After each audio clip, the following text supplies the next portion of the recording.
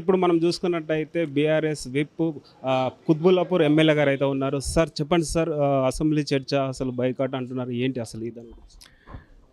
ఒకటి, అసెంబ్లీ సమావేశాల్లో డే 1 నుంచి కూడా ఈ కాంగ్రెస్ ప్రభుత్వం మోసపూరితంగానే వివరిస్తూ ఉంది.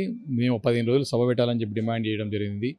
మరి దాన్ని మొదట 7 రోజులు చేస్తామని, 7వ తారీఖు వరకు పెడతామని చెప్పి సభని మరి మాట అక్కడ మినిట్స్లో మీటింగ్ రికార్డ్ అయిన తర్వాత మరి స్పీకర్ గారు నిర్ణయం తీసుకుంటారని చెప్పి మళ్ళీ బులెటిన్ రిలీజ్ చేయడం జరిగింది. అంటే మొదటి నుంచి కూడా సభా సాంప్రదాయాలను మంటగలిపే విధంగా ఒక పద్ధతి ప్రకారం పోకుండా ఇష్టానుసారం వివరించే తీరుని బీఆర్ఎస్ పార్టీ మొదటి నుంచి ఖండిస్తూనే వస్తూ ఉంది.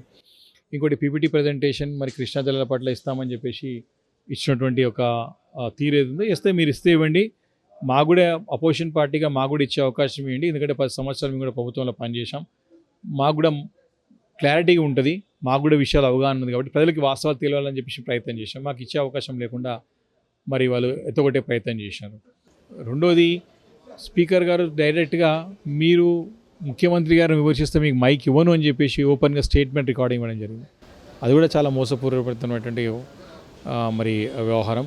మరి దీన్ని లెజిస్లేటివ్ అఫేర్స్ మినిస్టర్ దీన్ని సెట్ చేసి దాన్ని సదావుగా నడిపించాల్సిన బాధ్యత వారికి ఉండే, కానీ వారు చేయకుండా చేతులు ఎత్తేసి ప్రయత్నం చేశారు. ముఖ్యమంత్రి ఎట్లా చెప్తే అట్లా మాట్లాడే తీరు చేస్తున్నారు. కాబట్టి ఇవన్నీ చూసే మేము బైకాట్ చేసాం.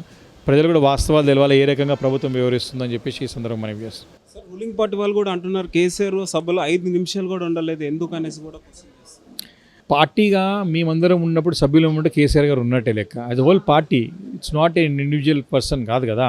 యాజ్ అ హోల్ పార్టీ ఎస్, మీ కేసీఆర్ గారు ఆలోచన, కేసీఆర్ గారు సిద్ధాంతం ప్రకారం పనిచేసేవాళ్ళం కదా. కాబట్టి మీకు చర్చ కావాలా, వ్యక్తి యొక్క క్యారెక్టర్ అసెసినేషన్ కావాలా? వీరికి ఎప్పుడు కూడా ఎంతసేపు కూడా ఏంటంటే మేము ఏమనము, మీ గౌరవం కాపాడుతాం అనుకుంటేనే చావును కోరుకునేటువంటి దౌర్భాగ్యులు వీళ్ళంతా కూడా. ఆ పరిస్థితుల్లో మనం ఉన్నాం.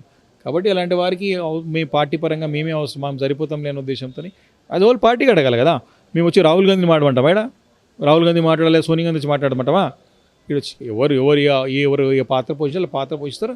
మా పార్టీ అపోజిషన్ పార్టీ ఖచ్చితంగా మా నాయకులు మేము మాట్లాడతాం అంతే తప్ప నీకు ఏదో టార్గెట్ చేస్తూ, వ్యక్తిని టార్గెట్ చేస్తూ చేస్తాననేటువంటి ప్రయత్నం మానుకుంటేనే మంచిది. వాళ్ళు నీకు ప్రజలకి ఏం కావాలి దాడి చేసే ప్రయత్నం చేయండి తప్ప తమ రాజకీయ పబ్బం గడుపుకోవడం కాదని చెప్పేసి ఈ సందర్భంగా నేను చేస్తా ఉన్నాను.